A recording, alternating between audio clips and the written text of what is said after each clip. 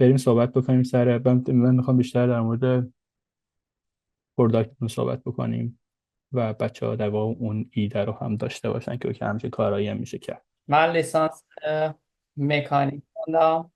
یعنی اینجوری بود که رتبه کنکورم خوب شد. بعد تو شیرازم بهترین رشته اون موقع مثلا با بهترین رتبه میشد بری مکانیک. ما هم رفتیم مکانیک. بعدش رفتم هوافضا امیرکبیر خوندم. بعد واسه دکترام اومدم اینجا مهندسی چوب خوندم. مهندسی چوب، حالا چوبم مثل هر مواد دیگه یه متریاله که همون خواص مکانیکی و همون خواص کامپوزیتی و اینا برای ساده. اونو برای دکترام خوندم، ولی همیشه علاقه به کامپیوتر برام بوده و از لیسانسم همیشه پروژه کامپیوتری اینا رو داشتم تا اینکه به دکترام رسید. همزمان با دکترای چوب تونستم که دو رشته مهندسی کامپیوترم فارغ التحصیل بشه. اصلا باشه حسابی. و بعد اینکه فارغ التحصیل شدی الان سیاتل هستی.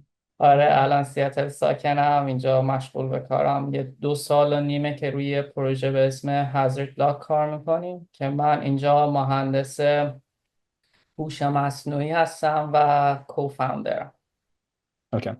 میگه چی هستش و خصوصا اگر مثلا وبسایت دارید یا لینکدین دارید که میتونی با اون توضیح بدی که چه چیزی هستش و چه شکلی کار میکنه، خیلی باحال میشه. و اینکه ایده از کجا اومده، چه شکلی ساخته شده پروتایپ و چه مشکلی رو حل میکنه، اگر به revenue مدل به یه اصلا درآمد رسیده چه شکلیه، یا اگر نرسیده چه شکلی دارین پلان میکنین که بهش برسید. داستان این که این از کجا شروع شد، اه، واقعا خیلی، شاید داستان خیلی جالب داشته. من یکی از دوستام هست که اون توی کار استارتاپ و اینا بود همیشه و یه پتنت داده بودن واسه یه درونی که حالا رو زمین قلط میخورد و خیلی کار زیادی میکرد. از آشنایی اون دوستم که یه روز اومده بود سیاتل با یه نفر دیگه قرار داشت، من رسوندم اون رو سر قرار که خیلی خیلی مسیر هم دور. 2 ساعت اونجا ما تو رانندگی داشتیم میکردیم تا برسیم به خونه اون کسی که اون سرمایه گذاری که دوست من باهاش قرار داشت. آره، نشستیم اونجا، رسوندمش و چون مسیر خیلی دور بود بهم گفت که سینا، این آدمی که من دارم باهاش صحبت میکنم خیلی آدم باحالی و اینا، ایرانی نداره، تو میخوای بیای تو؟ منم اون روز اینجوری بودم که نه، میخواد برم، کار دارم، فلان و بیسار و اینا، ولی در این حال حوصله‌ام هم نمیشد که این هم مسیر رو برگردم و دوباره برگردم دنبال دوستم. گفتم باشه، میام تو.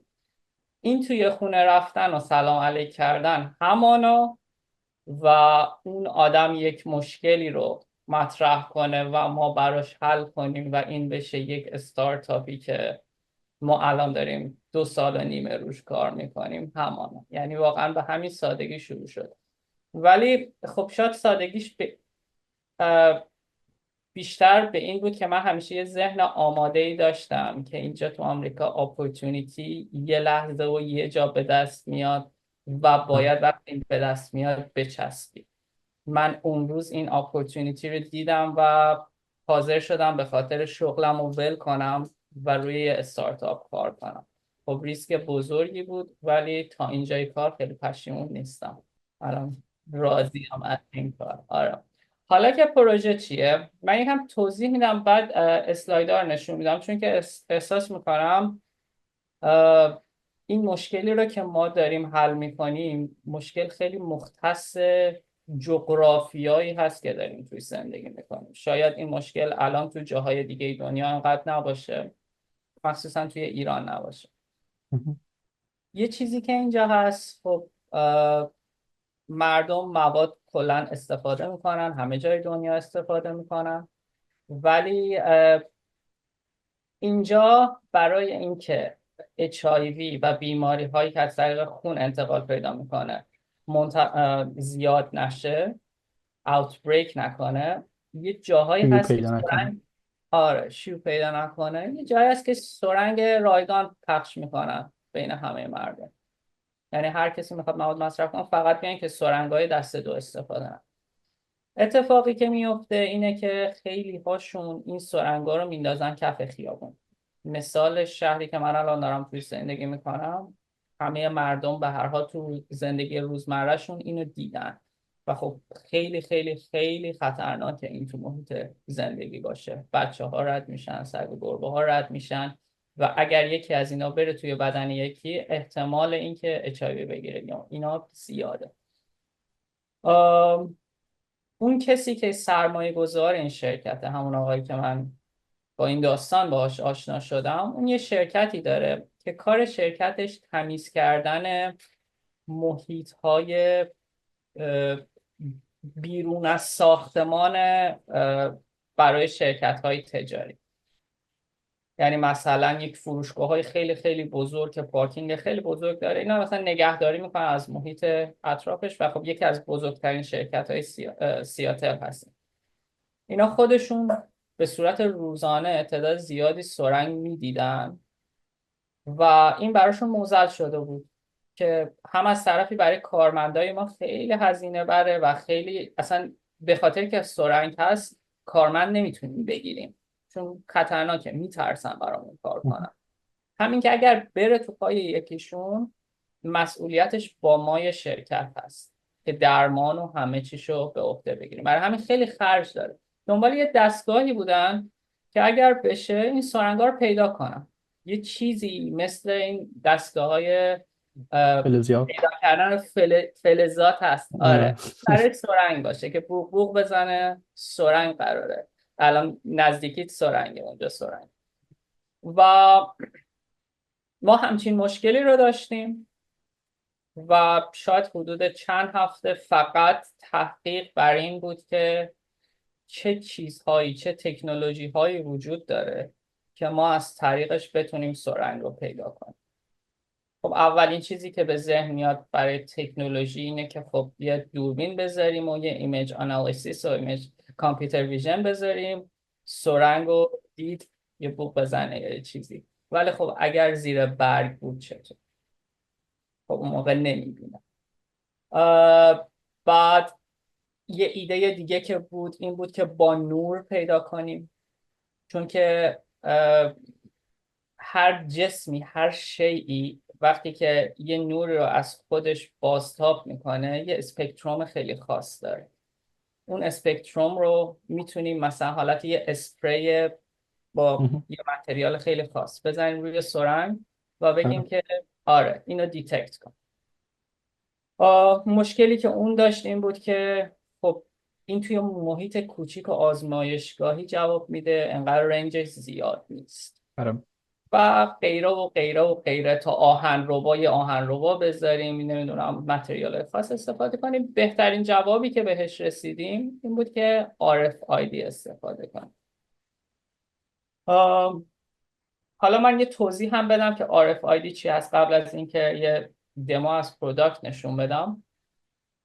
RFID تو شکل‌های مختلف میاد ولی بیسیکش اینه که یه دونه آنتن خیلی کوچیکه که فرکانس رادیویی رو میگیره و به یک شکل دیگه‌ای، به یک تغییر یافته‌ای بازتاب میکنه و دستگاه RFID ریدر، چیزی که RFID ها رو میخونه، انگار عملا داره یه موجی رو همیشه میفرسته. وقتی که اون موج مطلوب خودش رو پس گرفت میفهمه که در این محیط یه دونه RFID وجود داره.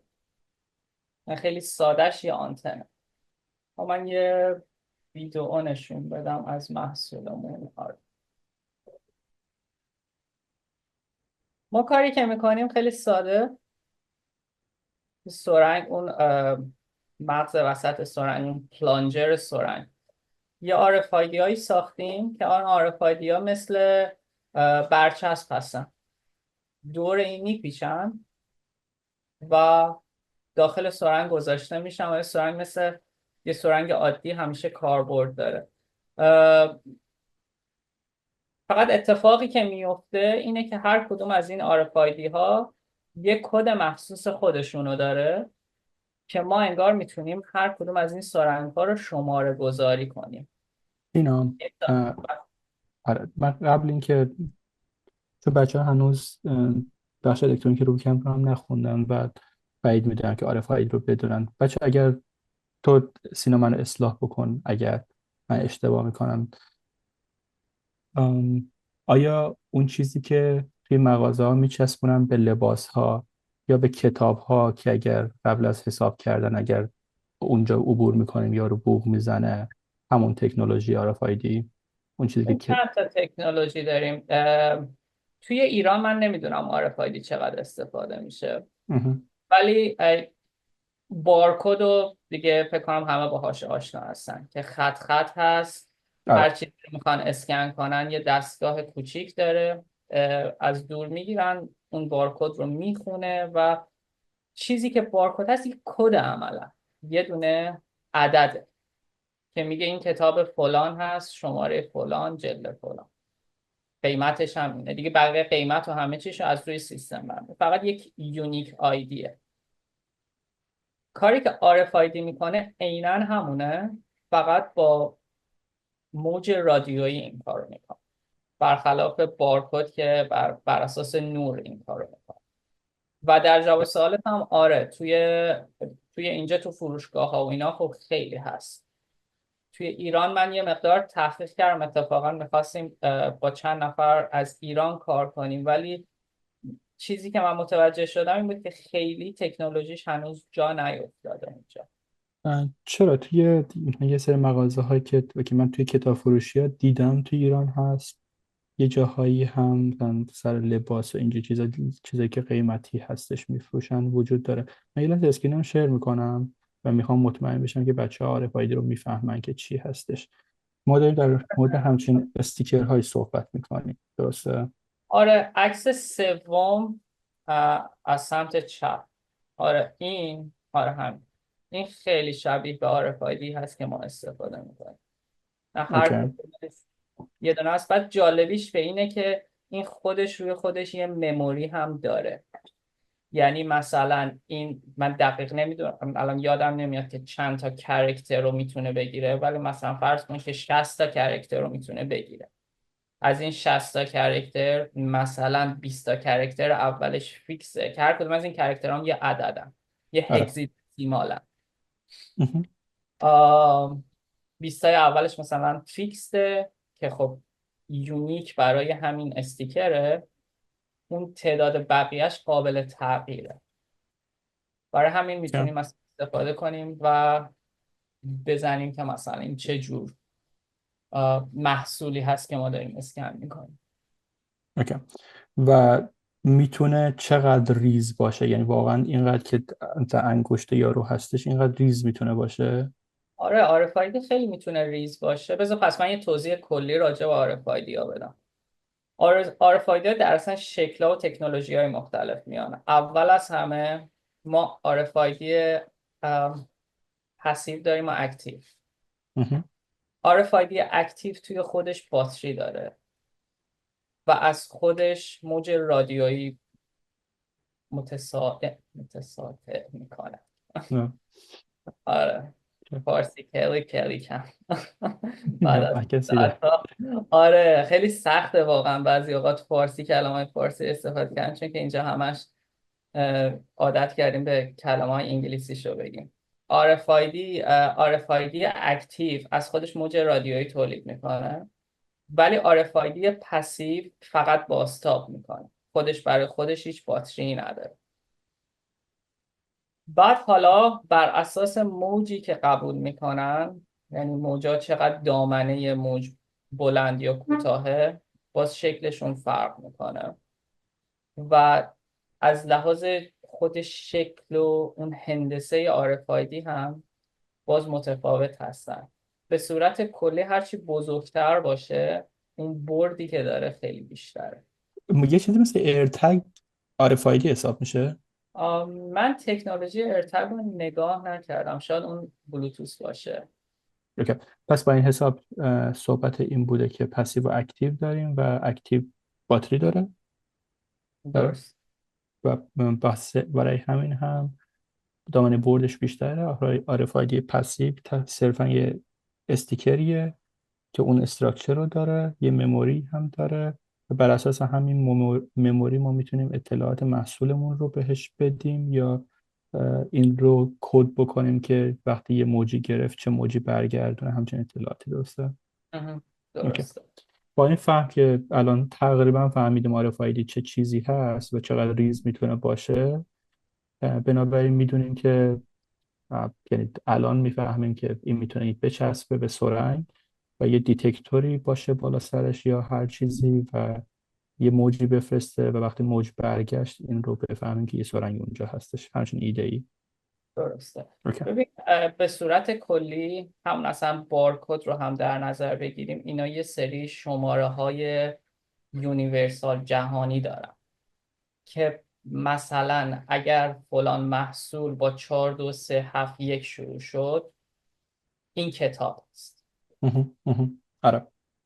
برای همین اون عدد فیکس اولی که برای RFID گفتم خیلی اوقات برای همین استفاده میشه. یه محصول رو مشخص میکنن که این چه محصولیه و ما کاری که از این داریم میگیریم اینه که محصول سرنگ رو مشخص کنیم که انگار هر دونه سرنگ برای خودش یه دونه یونیک آیدی داره که از دور میتونه خونده بشه. حالا بریم ادامه پرزنتیشن. آره، من این فیلم رو حالا که توضیح کامل شد یه بار دیگه پلی میکنم. چیز جالبی هم که راجع به این فیلم شاید بتونم بگم اینه که انیمیشنش رو خودم ساختم.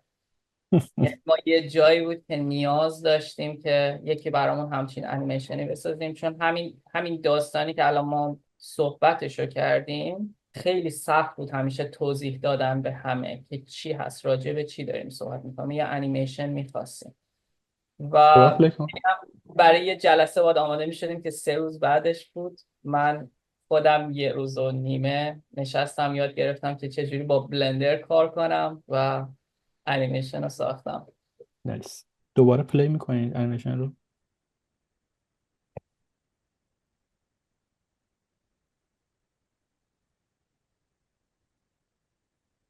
اوکی. مشکل بزرگی که داشتیم سر این بود که خب سرنگ خیلی کوچیک هست. آره. یک RFID بزرگترین حالت RFID که میتونیم رو روش بگنجونیم که بیشترین رنجی که برای خوندن هست رو بتونیم بگیریم ازش. این شاید بزرگترین چالش ما بود. اگر مثلا میتونستیم RFID گرد استفاده کنیم روی اون سر محافظ نارنجی که داره سمت چپ، روی اون استفاده کنیم، خب خیلی تمیزتر شاید در میومد. ولی خب اون رنجی که میگرفتیم خیلی کوتاه میشد. برای همین تصمیم گرفتیم یه دونه برچسب باشه که دور مغزی بچسبه. و باز هم میگم آپشن هامون هم زیاد بود توی اینکه مثلا کجا بذاریم RFID رو. یه حالت دیگهش این بود که اصلا RFID رو اون مرکز بذاریم، اون پلاستیک رو دورش به اصطلاح قالب گیری کنیم. همه این حالت ها رو بررسی کردیم، رنج ها رو بررسی کردیم، به نتیجه رسیدیم که بهترین حالتی که میتونیم کار کنیم همین هست که برچسب باشه دورش بچرخه. حالا که ما RFID رو گذاشتیم میتونیم از اون داستان هر سرنگ یک عدد مشخص روی خودش داره هم استفاده کنیم. به این منظور که میتونیم داده برداری کنیم که هر دونه از این سرنگ ها کجا داده شده و کجا پس گرفته شده، چند تا داده شده، در چه زمانی داده شده. و این اطلاعاتی که میگیریم از لحاظ پابلیک هلت خیلی اطلاعات مفیدی میتونه باشه برای که بفهمن چقدر مواد داره مصرف میشه، مدل موادهایی که داره مصرف میشه تو شهر چی هست، چه تغییراتی میکنه، چه محله هایی بیشتر هست، چه محله هایی حالت ریسورسز بیشتری میخوان، اون امکانات بهبود بیشتری میخوان که با این مصرف مواد مقابله کنن. یکی از کارهای دیگه که ما حالت اون ابداعهای شرکت ما بود این بود که این سرنگا رو عموما توی یه جعبه هایی که بهش میگن شارپس کانتینر، جعبه قرمزی که همیشه سرنگو میندازن توی این جمع آوری میکنن. ما میتونیم یه دونه RFID ریدر خیلی کوچیک روی این نصب کنیم مثل این انیمیشن و به ازای هر دونه سرنگی که انداخته میشه داخل این میخونه که این سرنگ کجا و کی پیدا شده و اینو مستقیم میفرسته به اون دیتابیسی که طراحی شده توی اینترنت. اوکی. بحث دیگه ای که بود این بود که ما تکنولوژی های مختلف رو گفتم که اول بررسی کردیم، بعد به این نتیجه رسیدیم که RFID بیشترین کارایی رو داره، ولی در این حال به این معنی نبود که اونها رو بذاریم کنار. ما اون کامپیوتر ویژن رو برای خودمون نگه داشتیم و در کنار RFID ازش استفاده میکنیم که حالا تو چند تا اسلاید جلوتر من میگم که دقیقا کجاها خیلی بیشتر به کار میاد کامپیوتر ویژن، برتریش چیه. این یک کد کامپیوتر ویژن بود که من زدم، خیلی روی سرنگ من ترینش کردم و خیلی جالبه که سرنگ ها رو توی طبیعت میتونه پیدا کنه. الان این تصویر این ویدیو روی چی داره دیده میشه؟ یعنی چه مانیتوری داره دیده میشه؟ اون دستگاهی که داری نگاه الان میکنی؟ روی گوشی هست، اوکی. و یعنی دوربین گوشی هست، ولی خواستم بگم کاربری های دیگه ای که داره. دوباره برگردیم به اینکه ما چرا داریم همه این کارها رو میکنیم. ما میخوایم به صورت امن و سریع سرنگ ها رو از توی شهر پیدا کنیم.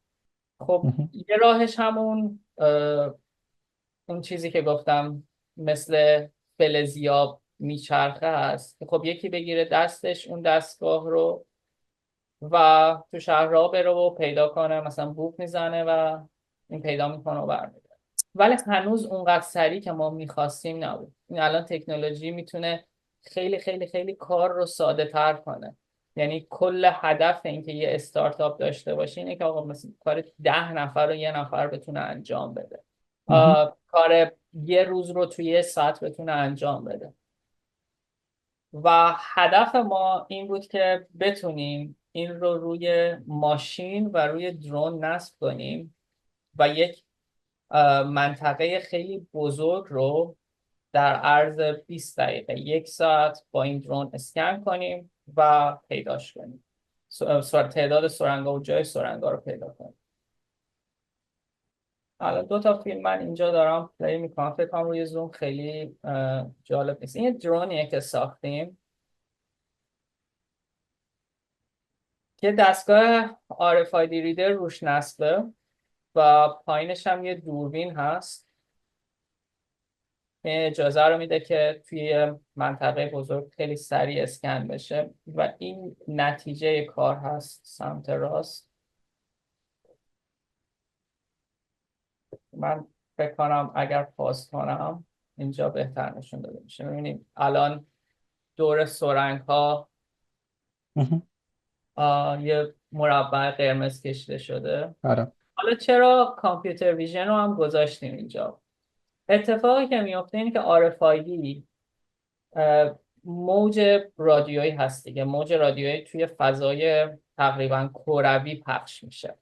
این فقط میتونه به ما بگه که وقتی که فقط یه دونه ریدر داشته باشیم، اگه چند تا به صورت مثلثی چند تا ریدر بذاریم خب جای دقیقا هم در میاره، ولی با یه دونه ریدر ما فقط میتونیم بگیم آیا توی این فضای کروی شکلی که رنج اون RFID ریدر هست آیا سرنگی موجود هست یا نه.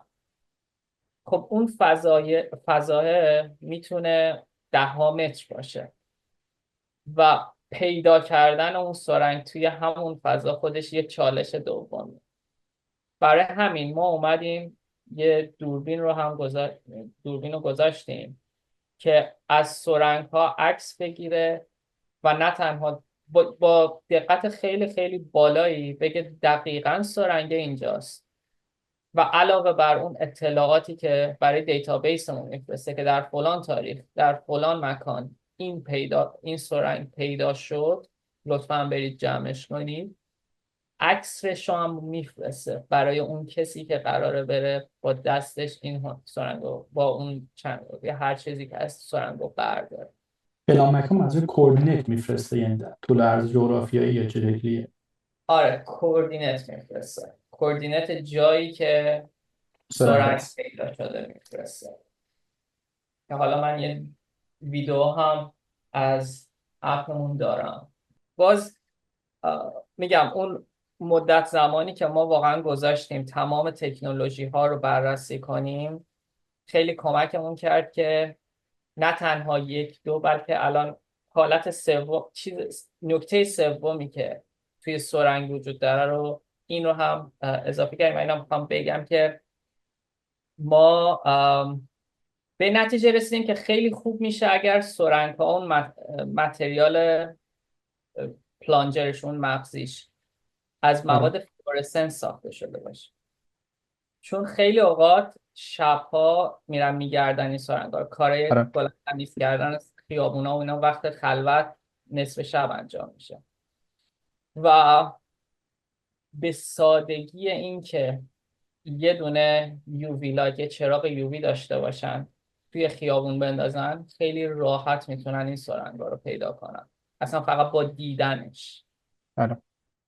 چقدر هزینهشو بیشتر میکنه ساختن پلاستیک فلورسنته؟ از لحاظ هزینه خیلی چیزی رو عوض نمیکنه راستش این فلورسنت. از لحاظ حتی هزینه برای اون RFID هم خیلی خرج زیادی نداره، چون که یه سرنگ $3 برای دولت هزینه داره تا داده بشه، به ازای هر سرنگ $3 هزینه که های رایگان داده میشه دیگه. که رایگان داده میشه، ولی دولت به ازای هر کدومش انقدر هزینه پرسنل و هزینه مکان و همه چی شده. آره ولی RFID خودش به تنهایی 10 سنته، 10 سنت و اوکی. کم.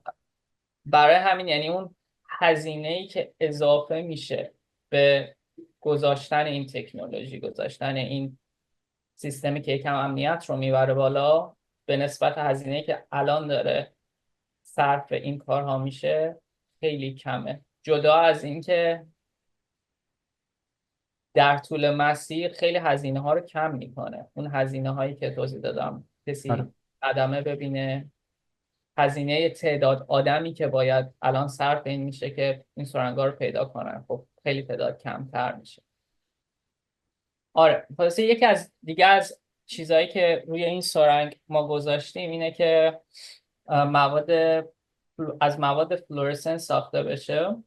البته این فعلا در حد ایده هست، چون که به این سادگی ها نیست که یه سرنگ رو از یه ماده دیگه بسازی. خیلی کارهای آزمایشگاهی میخواد، مطمئن باید آره بشن این مواد مشکلی نداره برای مثلا سلامت.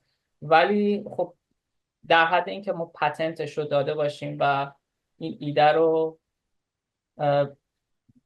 فقط ثابت کنیم که این کار میکنه. این اگر فلورسنت باشه خیلی راحت پیدا میشه.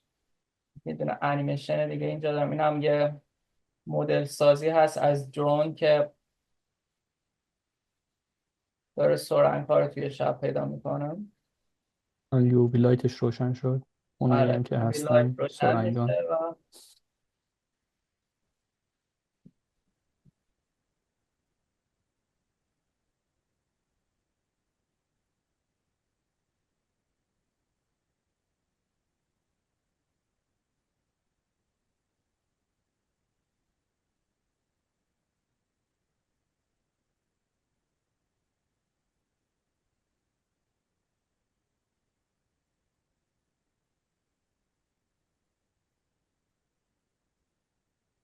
دسترسی چیه؟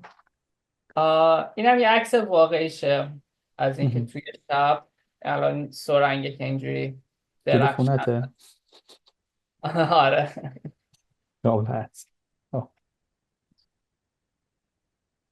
آره، و همونطوری که گفتم این دستگاه میتونه روی درون نصب بشه، میتونه روی یه دونه ماشین نصب بشه که همینطور اصلا ماشینا قرار نیست که فقط دنبال سرنگ بگردن. همین ماشین هایی که توی شهر همیشه مهم. میچرخن برای کارهای دیگه، اگر این دستگاه روشون نصب باشه، همین رد شدنشون به معنی اینه که دارن میگردن دنبال سرنگ. این دستگاه همیشه داره کار میکنه و هر چیزی رو که پیدا میکنه میفرسته به دیتابیس و دیتابیس به صورت لحظه‌ای میتونه این رو بده به کسایی که وظیفه‌شون اینه که باید برن این سرنگا رو جمع کنن. با داشتن عکسش، با داشتن جاش، واقعا کمتر از چند ثانیه طول میکشه که پیدا کنن. یه نکته دیگه ای که اینا همش حالا دونه دونه میشه بیزنس مدل کاری که ما میکردیم. تا الان من راجع به شهر خیلی صحبت کردم، سرنگایی که تو شهر هم. ولی یه ایراد دیگه ای که وجود داره اینه که خیلی از این سرنگا رو اشتباهاً مردم وقتی تو خونهشون استفاده میکنن میندازن توی سطل آشغال، به جای اینکه بندازن تو اون جعبه های مخصوص و برن جای درستش اینها رو تحویل بدن، میندازن سطل آشغال. حالا این material recovery facilities که این آشغال ها رو بازیافت. از هم جدا میکنه، بازیافت ها رو از هم جدا میکنه، این بعد از بیمارستان بیشترین تعداد مجروحیت با سرنگ رو داره و این سالیانه برای هر کدومشون میلیون ها دلار هزینه درمانی کارمنداشون. حالا با این تکنولوژی که ما میتونیم با موج رادیویی سرنگ ها رو پیدا کنیم، خیلی خیلی ساده میشه بالای این دستگاهی که الان بازیافت ها دارن روش حرکت میکنن و اینا دونه دونه جدا میکنن با دستشون، میتونه در ابتدای این نوار باشه و بوق بزنه، نوار رو متوقف کنه، اون کاری که برای امنیتشون نیازه رو انجام بده و فقط نشون بده که آها اینجا سرنگ هست، اینجا سرنگ هست. این یکی از دیگه از چیزای بیزنس مدلی هست که ما داریم روش کار میکنیم و خب خیلی هم شوق و اشتیاق نشون داده شده سر همین قضیه.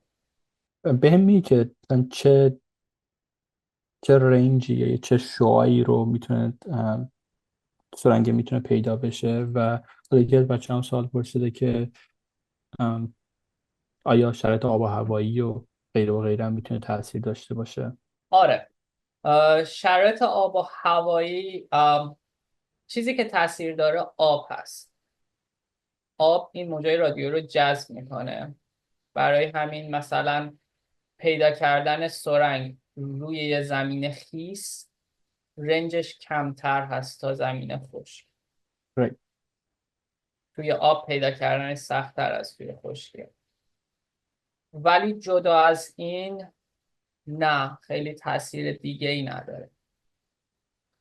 و از لحاظ اینکه چقدر رنجش چقدر هست، اونم بستگی به خیلی فاکتورها داره. بستگی به اون زاویه‌ای که سرنگ رو زمین افتاده داره، بستگی به اون دستگاهی که ما داریم باهاش میخونیم چقدر قوی هست. خب طبیعتا اون دستگاهی که میذاریم رو ماشین، میذاریم روی درون، قوی تر از اون دستگاهی است که الان تو این عکس هست، دستی کوچیک به آدم ها میدیم که برن پیدا کنن. حدوداً چیزی که ما میتونیم بگیم خیلی امن هست واسه پیدا کردن این سرنگ رو ما قطعا میتونیم پیدا کنیم 20 فیت هست. 20 فیت میشه به به مترش، متر، 3 متر، 2 متر. آره، آره. 4. هر 3 فیتی 1 متر تقریبا، نه اتفاقا حدود 5-6 متر. آره. عدد معنیداریه. آره، به اندازه ای هست. ما هدفمون این بود که مطمئناً وقتی که یه ماشین داره تو خیابون حرکت میکنه تا ته پیاده رو بخونه. یعنی مقیاس ما این بود که بگیم یه محصولی هست که کار. آره، چون اون جاهایی هم که این سرنگا ریخته میشه طبق تجربه و دیدن و اینها، جاهایی هستش که اوکی معتادا یا اونایی که مصرف کننده هستن برمیدارن میرن یه کنجی استفاده میکنن دیگه. لزوما توی حیات مثلا آدما نمیرن، اوکی توی پیاده‌روها یا پیاده‌روهای بنبستی که یه کنج خلوتی هستش این استفاده میشه. درست، آره. و خیلی اوقات مثلا نمیدونم پشت دیوار باید آره. مثلا همه اینا جواب بده. آره. این عکس موبایل سمت چپ، اینم اون سافتور اندرویدیه که من دیولپ کردم. اون بخش دوم کاره. که گفتم سرنگ ها پیدا میشن، برای دیتابیس فرستاده میشه. حالا این به شکل نقشه پس فرستاده میشه به کسایی که کارشون این هست بیان این سرنگا رو جمع کنن. یه نقشه بهشون نشون میده که این سرنگ در فلان مکانه، مثلا وظیفه تو اینه که الان بری توی فلان منطقه سرنگا رو جمع کنی و توی این منطقه هر کدوم از سرنگا جاش اینجاست، که هر کدومش رو میتونه روش کلیک کنه و عکس رو هم بگیره. عکس چیزی که ما پیدا کردیم، سرنگی رو که پیدا کردیم دقیقا جاشو بگیره. و این یه مدت واسه خودمون شده بود، یه جور تست کردن شده بود بازی. ما بارها و بارها و بارها رفتیم توی مزرعه بزرگی که سرمایه گذارمون داشت و یکیمون قایم میکرد یکیمون پیدا میکرد. میخواستیم ببینیم چقدر تاثیر داره و این عکسه واقعا خیلی خیلی تفاوت ایجاد میکرد توی سرعت پیدا کردن. چون که تو توی نقشه میدیدی که یه دونه سرنگ افتاده رو زمین، ولی آره. پیدا کردنش بین چمن‌ها خیلی سخت. ولی عکس کمک میکرد، خب تو این عکس اینجا یه چوب افتاده روی زمین، پس من با تو این منطقه بگردم دنبال این باشم. یه چیز دیگه ای که ما روش کار کردیم این بود که اولش اون دستگاه آرکایدیمون فقط نشون میداد که توی اطراف من، میگم دوباره موج کروی پخش میشه، توی اطراف من سرنگی هست یا نه. ولی ما یه المان دیگر رو هم به کار گرفتیم، قدرت سیگنال پس گرفتن، قدرت سیگنالی که بازتاب شده. خب طبیعتا هرچی قدرت سیگنال بیشتر باشه به معنی اینه که ما به اون چیزی که دنبالش هستیم نزدیک تریم. و اون دستگاهی که ساخته شد این شکلیه که مثل یه بازی بچگی بود که با نزدیک میشدی محکمتر دست میزدم، محکمتر بوق میزدم. این هم همچون چیزیه. خیلی سرعت نوسان بوق زدنش بیشتر میشه وقتی که نزدیک میشی به جسم. برای همین میگم همش تلاش برای اینه که هرچه سریعتر و سریعتر این پروسس پیدا کردن سرنگ انجام بدیم. اونجایی که گفتی که دولت فدرال یا دولت کلا هزینه سرنگ رو میده که منطقیه برای اینکه جلوگیری بکنه از هزینه درمان ثانویه برای بیماری هایی که منتقل میشه، هزینه یعنی پیدا کردن و جمع‌آوری سرنگ های مصرفی رو کی میده؟ شهرداری میده؟ از کجا میاد؟ یا بخشی از همون در واقع دادن سرنگه است؟ آره ببین خیلی نکته جالبیه و من خیلی دوست داشتم. حالا جدا از تکنولوژی، تا الان همش داشتیم راجع به تکنولوژی صحبت میکردیم. یه چیزی که شاید براتون جالب باشه این بود که خب مارکتینگ کلا خیلی مهمه. یه کار جالبی که کردیم این بود که یه پکیج من درست کردم با یه 3D پرینتری که تو خونه داشتم که مثل مهره های لگو کنار همدیگه قرار میگیره و این سرنگا مابینشه و کنارش یه یووی لایت و یه فلش درایو که میتونن پرزنتیشن ها و ویدیوهای ما رو ببینن. دلیلی که من اینو مثل مهرهای لگو طراحی کردم اینه که یه فرست ایمپرشن خیلی جالب میده به آدم ها همیشه و همه بازی دوست دارن و کار کردن ها خیلی بورینگ و حوصله سربره. ولی فرض کنید اون روزی که یه بسته برای شما رسیده، یه بسته ها رو باز میکنین، یه دفعه مثل مهرهای لگو میریزه روی میز و شما پروداکتتون رو به همراه یه بازی دارید معرفی میکنید به اون کسی که حالا بعداً ازش قراره کمک بخواید. اون فرست ایمپرشنی که گرفتیم از طریق این بسته بندی واقعا خیلی خوب بود. خیلی همه استقبال کردن.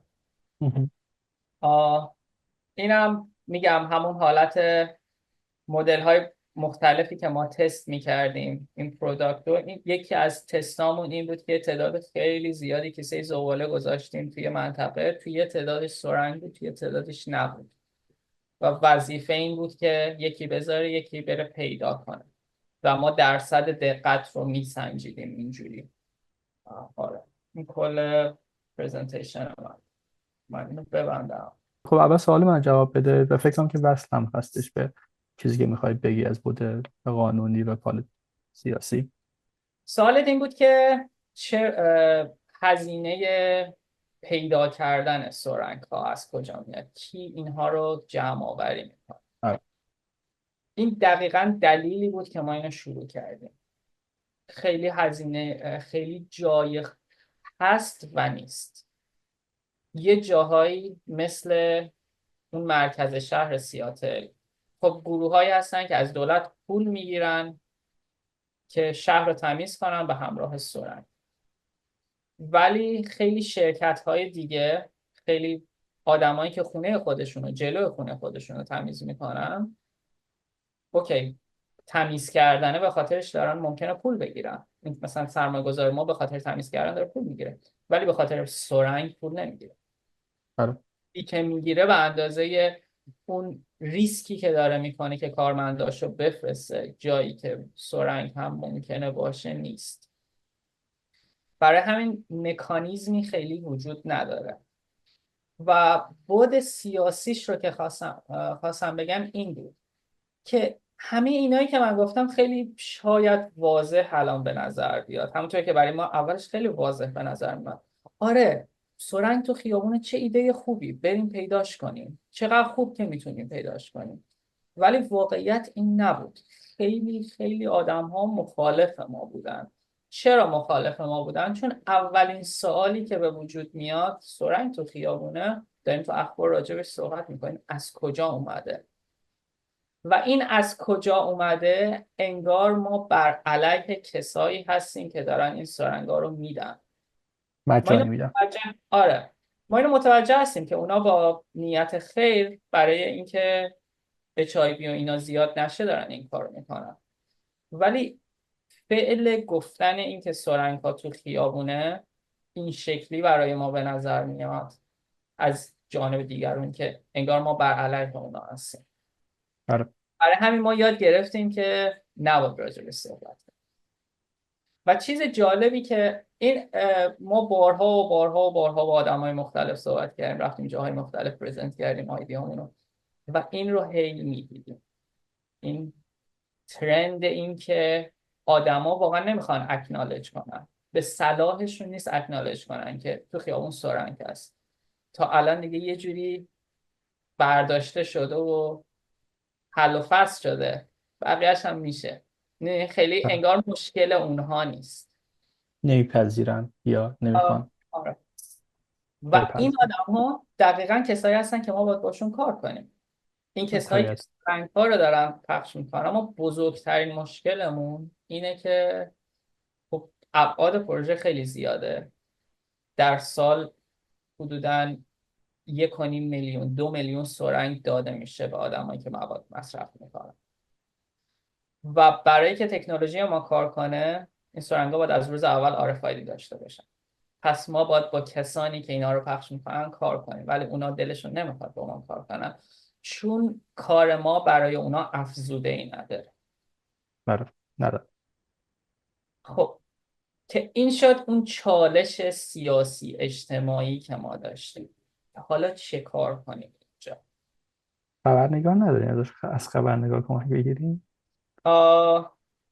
چرا خبرنگارم هست و الان مثلا چند جای مختلف یه منظورم دارن که اون داستان آدم هایی که به خاطر سرنگایی که ریخته شده مریض شدن یا یه بلای سرشون اومده باید بولد بشه احتمالاً، چون اوکی اونها آسیب دیدن توسط این اتفاق. anyway. این داستان ها زیاده. این داستان ها زیاده ولی یه مقدارش هم برای همینه که میگم به بعد مکانی و زمانی شاید حتی برگرده. الان این مشکل توی سیاتل خیلی متفاوت حل میشه نسبت به لس آنجلس. توی لس آنجلس بستن جاهایی رو که سرنگ پخش میکرد. اینجا بهش میگن هارم ریداکشن. به آره خاطر آره همین دلیل سرنگ بستن، دوباره مشکل اچ آی وی به وجود اومد، دوباره باز. درست. یه ایالت هایی که یکم محافظه کارتر هستن اصلا هیچ وقت نداشتن همچین داستانی.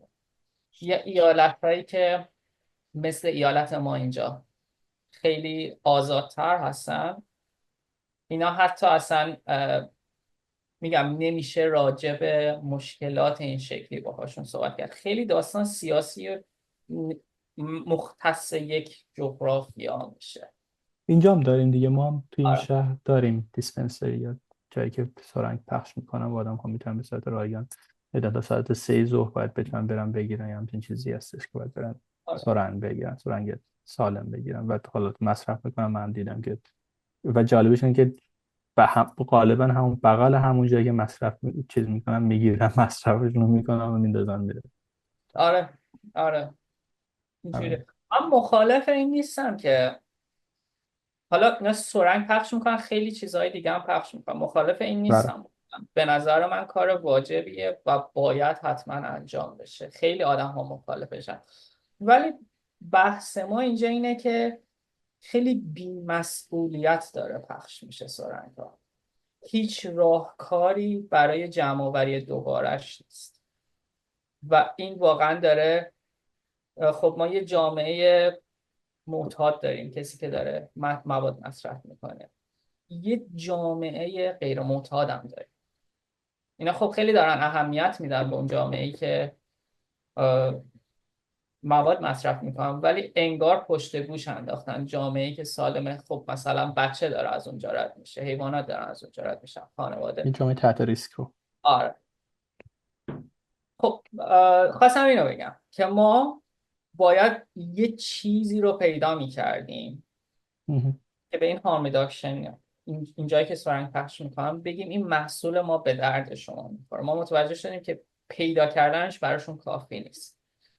برای همین وارد بود جمع‌آوری داده شده. برگردم به اونی که سرنگ هر گرفتن چی میشه. کدومش یک دونه یونیک آیدی داره. ما از این که ببینیم چه سرنگی چه زمانی پخش شده، چه مکانی و چه زمان و چه مکانی گرفته شده و کجا.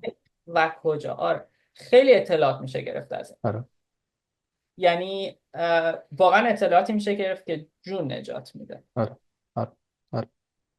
ما اونا از میدونن که چه سرنگی رو به کی میدن، یا اینکه نه رندوم میدن میره. نمیپرسن. نه، آره حالا من نمیپرسن، اینجا هم نمیپرسن. نمیپرسن.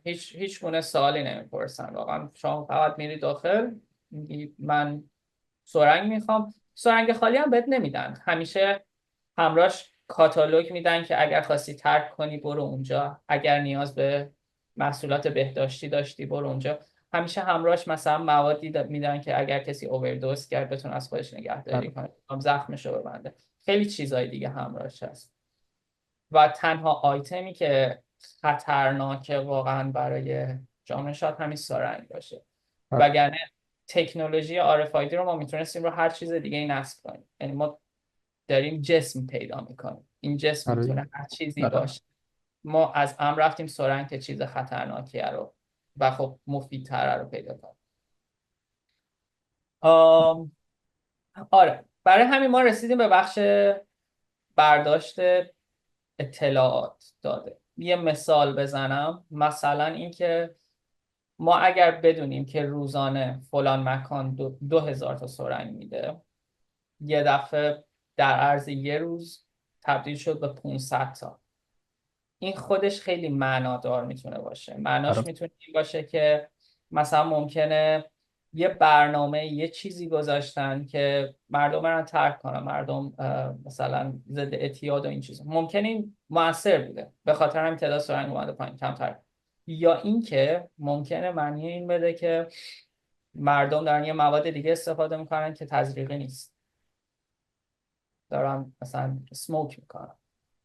برای همین این داده های این شکلی، اینکه تو چه محله هایی بیشتر استفاده میشه، کجا کمتر، کجا قبلا نبوده الان هست، اینا خیلی میتونه واقعا جون نجات بده. که باز همین وارد بعد سیاسی اجتماعی شد. ما بذار یه فلش بک بزنم به ابتدای پروژه، بعد این صحبت هم برم. ما یه اشتباهی که شاید اول کار کردیم این بود که این سرمایه گذار و تعداد وکیل هایی که داشتیم همه بسیار بسیار هیجان زده شدن راجع به ایده و گفتن کسی حق نداره راجع به این ایده با کسی صحبت. یعنی ما کلا با کسی صحبت نمی کردیم تا همین چند ماه پیش که شروع کردیم، حالا دیگه وبسایت زدیم، شروع کردیم به تبلیغات و این. دلش هم این بود که یه ترس وجود داشت که خب این ایده خیلی خوبه، پتانسیلش خیلی بالاست، نکنه کسی بیاد بدزد. من خودم شخصا یه مقدار مخالف این قضیه بودم، به خاطر که اعتقاد من اینه آدما خیلی تنبل‌تر از این حرفا هستن که دنبال ایده خودشون برن. کسی نمیاد ایده کسی دیگر رو بدزده. اون روزی که رفتی این کار رو انجام دادی، به جواب رسید، پول در آوردی، اون موقع میان ایده‌تو میدزدن. ولی صرف کلام ایده کسی از کسی نمیدزده و با نگفتنش آدم راه فیدبک گرفتن رو از خودش میگیره، راه بهبود رو از خودش میگیره. من اعتقادم که از روز اول با تعداد خیلی زیادی آدم صحبت کنیم، ولی خب این اتفاق نیفتاد. حالا دوباره بعد بعد سیاسی اجتماعی برداشتن اطلاعات رو بگم، این خب خودش خیلی داستانه که اول از همه ما بیایم به آدما بفهمونیم به این RFID GPS نیست که شما رو دنبال کنه.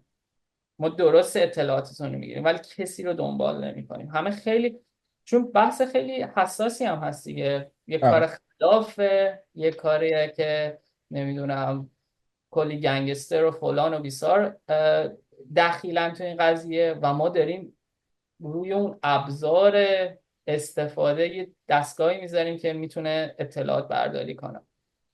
خیلی کار سختیه که بفهمیم که نه، این واقعا به شخص، اطلاعات به شخص بر نمیگرده، ما هیچ اطلاعات شخصی بر نمیداریم، ما نمیتونیم مکان شما رو پیدا کنیم. این صرفا یه عدده، صرفا یه عدد. انگار ما رو سرنگ نوشتیم این سرنگ شماره 482 که از یه فاصله میشه خوندش. یه چیز دیگه ای که بود اینه که بعد استفاده از این اطلاعاته. این شاید بزرگترین دغدغه همه. مثلا بحث این بود که اگر شما این اطلاعات رو برداشتید چجور میتونید تضمین کنید که این اطلاعات به دست پلیس نمیرسه و پلیس از این استفاده بد نمیکنه که مثلا بخواد بره انگار اونایی که مواد استفاده کردن رو بگیره. چون کل این فضا، حالا من یه توضیح راجع به اجتماع اینجا و فرهنگ اینجا بدم، کل این فضای هارم ریداکشن، جایی که این سرنگار تزریق میکنن، یه فضای امن حساب میشه، یه فضایی که ما کسی رو قضاوت نمی کنیم. ما میدونیم که شما میخواین استفاده کنیم، ما میدونیم که شما حتما راه دیگه ای نداشتین میخواین باید استفاده کنیم. ما فقط داریم به شما یه سری امکانات میدیم که شما سلامت جسمیتون بهتر باشه. چون سلامت جسمی اگر نباشه در دراز مدت مشکلات بزرگتر و بدتر و بیشتر به وجود میاد. بله، تنها مشکل این باشه که داری دارو مصرف میکنی دیگه. دیگه آره. مشکلات دیگه بهش اضافه نشه، مثل بیماری. آره. حالا یکی از بحث این بود که شما چجوری تضمین میکنی که این اطلاعات به دست پلیس نمیرسه و پلیس از این سوء استفاده نمیکنه. یا مشکل دیگه این بود که شما چجوری تضمین میکنید که این اطلاعاتی که شما برمیدارید یه دید بد راجع به نژادهای خاص یا محله‌های خاص به وجود نمیاره. مثلا چی؟ مثلا که شما مثلا دادتون نشون میده که فلان محله خیلی مواد استفاده میکنن و شما نژادی میگید که فلان محله مخصوص نژاد فلان مثلا. است. خب این اطلاعات شما وجودش داره مگه یک تعداد سرنگایی که توی هر منطقه پخش شده مشخص نیست الان آه، پابلیکلی؟ نه آها، نه اوکی. یعنی حداقل اینجایی که من هستم برای خودشون دارم ولی پابلیکلی نیست. تو شما میتونی پابلیک نکنی. I'm just kidding. آره واقعا. ولی منظورم به اینه که یه سری دغدغه های این شکلی هست که ما اینو از صحبت کردن زیاد با آدم های مختلف از بک‌گراند های مختلف متوجه شدیم و اینا میفهمم. بسیار بسیار مهمه شما توی حرفت اینه که ما کردن. تکنولوژی رو حتی اگر ساختیم، اداپشن تکنولوژی و پروداکت به دلایل نژادی، سیاسی و غیره و غیره میتونه بلاک بشه، میتونه به تأخیر بیفته، میتونه کلا مسدود دقیقا بشه. آره دقیقا همینه. اه، و آره حالا اگر چرا؟ سوالی داری که آره، من چرا نمیشه برد توی همون جاهایی که داشتن بازیافت زباله میکردن، اونا که همچین موزلی که ندارن، اونجا دیگه خود زباله دارن میان بازیافتش میکنن، یه سورتینگ دارن انجام میدن. خب اونا که باید استقبال بکنن، درسته؟ مهم. درسته، ولی برای که تکنولوژی ما کار کنه اول از آره. همه باید یه سرعت کار فایدی باشه بله بله. و ما کل هدفمون و از روز اول کل تلاشمون بر این بود که ما اصلا این پروداکت، این محصول چیزی نیست که ما بریم با آدم ها بفروشیم. نه دیگه. ما باید فشار بیاریم تا این تبدیل بشه به یک قانون که کل سرنگ های این ایالت، این شهر، هی پله پله بریم بالا و این کشور کشور. استاندارد این هست که RFID تگ داشته باشه. اوکی، بعد شما این قراره هست که ما که داریم پوش میکنیم براش و کاری که ما باید بکنیم اینه که یه آدم که در جایگاه قدرت و در جایگاه تصمیم گیریه اون رو راضی کنیم که این رو اوکی. پوش. آره. و یکم سوالهای جذاب بپرسم ازت. بعد اوکی، تصور بکنیم که الان پذیرفتن توی سطح استیت، خب میدونین که چند تا سرعت طبیعتا تولید میشه و شما قراره که پتنت بفروشید به شرکت های تولید کننده سرنگ، یا قراره که چی بفروشید؟ لایسنس قرار بفروشید؟ ما یه رویالتی میگیریم فقط. رویالتی میگیر آره برای یعنی هر رویالتی سرنگی؟ یه رویالتی خیلی خیلی کم برای استفاده از نرم افزارمون آره. و خیلی خیلی کم به ازای هر دونه RFID. مثلا یعنی اگر هر دونه RFID میشه، من نباید عددها رو بگم اینجا، ولی مثلا واقعا به قول خارجی فرکشنال چیزی که اصلا به چشم نمیاد. آره. ولی بیشتر از همه چیز ما اون فروشمون رو روی اون بحث داده حساب کردیم، اون اوکی. سافتوری که همراهش میاد اون رو میفروشیم. میتونی بچه ها استیمیت چیز بدی که الان تصور بکنیم که اگر استیت اپروو کرد، در واقع ایالت قبول کرد و اجباری کرد برای هر سرنگی، در واقع ارزش شرکت چقدر میشه، و اگر کل کشور اجباری کرد تقریبا ارزش شرکت چقدر میشه تقریبا؟ آم، من عدداش اینجا جلو ندارم. حدود که داری؟ حدود رو بگو همون. با تخمین مثلا با خطای ماینس پلاس 10 بگو. رو اردر چند صد میلیون میشه. اوکی، چند صد میلیون دلار. آره چند صد میلیون دلار. اوکی. اوکی، و الان کجا هستید؟ الان دارین با سیاستمدارا صحبت میکنید؟ آره ما الان داریم با سیاستمدارا صحبت میکنیم و الان اون جایی هستیم که بسیار داریم سعی میکنیم کانکشن بزنیم. امیدوارم که خیلی زود این اتفاق بیفته. اتفاق آره جذاب خواهد. مرسی. و بعدش شرکت ها میتونه سافر که گفتی، بعد شرکت ها میتونه بره تولید کننده دیتکتور بشه، یعنی اون ردیابا بشه، یا قراره که کجا پوزیشن بکنه؟ ما بیشتر از همه چیز، شاید این جالب باشه واسه بچه ها بگم، من همیشه میگم بحث این که اعتقادم این بود آقا کسی ایده کسی رو نمیدزده. آره. بعد اینجوری بودم که واقعا اتلاف پتنت اتلاف پوله. ولی این فکر اشتباه من بود.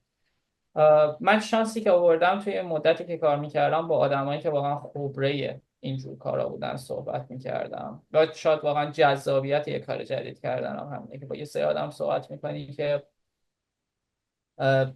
واقعا سالها این کارا رو کردن. و اون وکیلی که توی حالت مشاورمون هست به هم میگفت که پتنت هدفش این نیست که کسی ایدت رو بدزده. پتنت اون چیزی هست که به شرکت تو ارزش میده. یعنی اگر یه روزی تو خواستی شرکت تو بفروشی، تا عملا داری دو چیز میفروشی، یکی پتنتاتو میفروشی، یکی کاستمراتو میفروشی. دقیقا همین. وگرنه غیر از این مثلا ما الان تعداد کسایی که داریم روی این پروژه کار میکنیم به 10 نفر هم نمیرسیم. 10 نفریم حدودا با کانسالتنت تا همه. خب اگر یه شرکتی مثل شرکت های بزرگ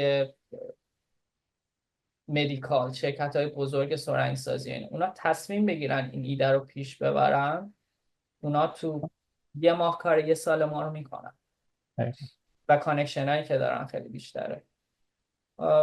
برای همین مثلا اینی که آدم خیلی بی‌محابا تو این شکلی نیست که بگم مثلا آدم بره تو اینترنت ایدهشو بذاره، اونم بزنن احتمالا no one cares، ولی راحت صحبت میکنیم، فیدبک میگیریم. ولی پتنت هدفش بیشتر از همه چی اون فروش ایده در نهایته، فروش شرکت.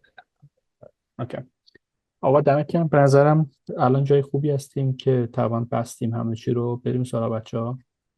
من داشتم لینکدین رو چک میکردم، فقط ادویکیشن بود و شما بین این ادویکیشنه چجور رسیدید این همه کار عملی انجام بدید؟ این یه خورده برای من تأمل برانگیز بود.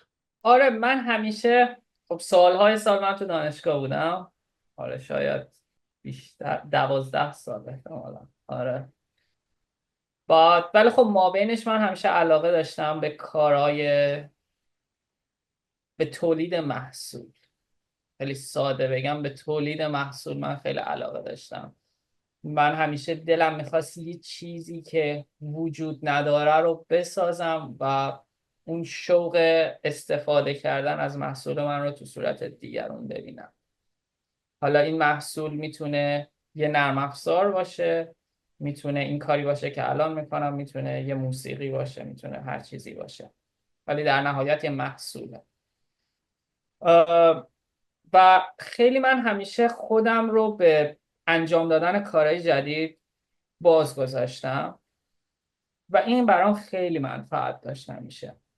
مثلا من وقتی مهندسی مکانیک میخوندم فقط مهندسی مکانیک نمیخوندم، میرفتم توی دانشگاه فلان برنامه هست، فلان سمیناره، من میرفتم اونجا کمک میکردم، کار بی ربط، مثلا ویدیو ادیت میکردم برای تیزر سمینار و اون کارهای کوچیک بی ارزشی که اون موقع کردم هیچ پولی ازم نگرفت، چقدر توی این دوره‌ای که الان هستم به کارم اومد. به خاطری که مثلا الان واقعا نیازمند این نیستم که پس فردا جلسه داریم، حالا من با 3 برابر اون وقتی که خودم میتونم ویدیو رو ادیت کنم بذارم یکی رو پیدا کنم برای من ویدیو ادیت کنم، یا همون انیمیشنی که گفتم. برای همین سعی کردم همیشه از هر چیزی یک کم یاد بگیرم در حدی که بتونم انجامش بدم. یه جایی گفتید که یه سری کیسه زباله های زیادی آوردید برای تست کیفیت محصول که بدونید مثلا چقدر میتونه سرنگا رو پیدا کنه. و من میخواستم برام جالب بود که بدونم چه چیزی کیفیت این محصول رو برای پیدا کردن سرنگا پایین میاره. بیشتر از همه شرایط محیطی.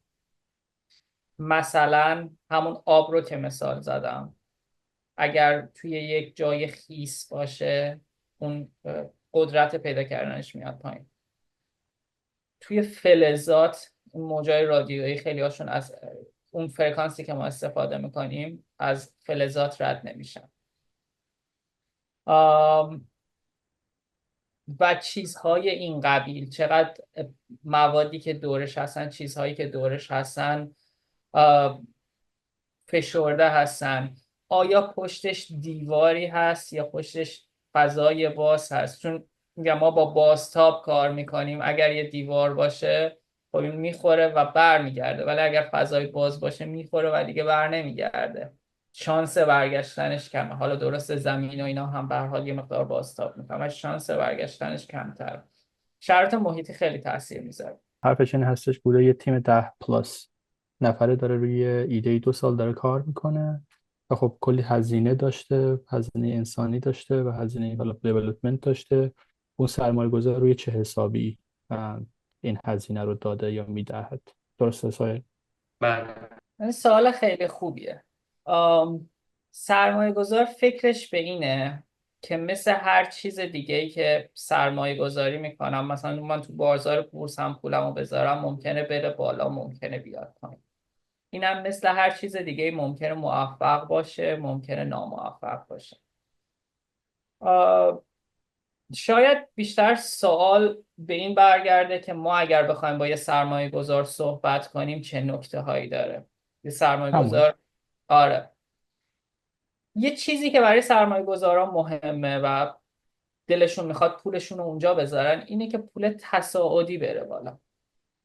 یعنی اگر بالفرض قراره $100 بذاره، پولش 10 برابر بشه براش خیلی کافی نیست. 100 تاش بشه 1000 تا کافی نیست. بیشتر دلشون میخواد که واقعا تصاعدی اوردر چند صد میلیونی بره بالا. یه جور شاید قمار باشه ولی قماری هست که روی تعداد زیادی از استارتاپ ها انجام میدن، یکیش براشون بگیره براشون بسه. و حالا تو حالت ما چون که سرمایه‌گذارمون دقیقا خودش با این مشکل مواجه بود و خودش این شکلی بود که وقتی این انجام بشه من خودم اول نفری هستم که از این استفاده میکنم. برای همین برای اون خیلی راحت تر بود اعتماد کردن. حل حل دمت گرم سینو، دمتون گرم بچه ها. خیلی خوب بود همتون رو دیدم. خیلی ممنون که اومدید. خدافظ.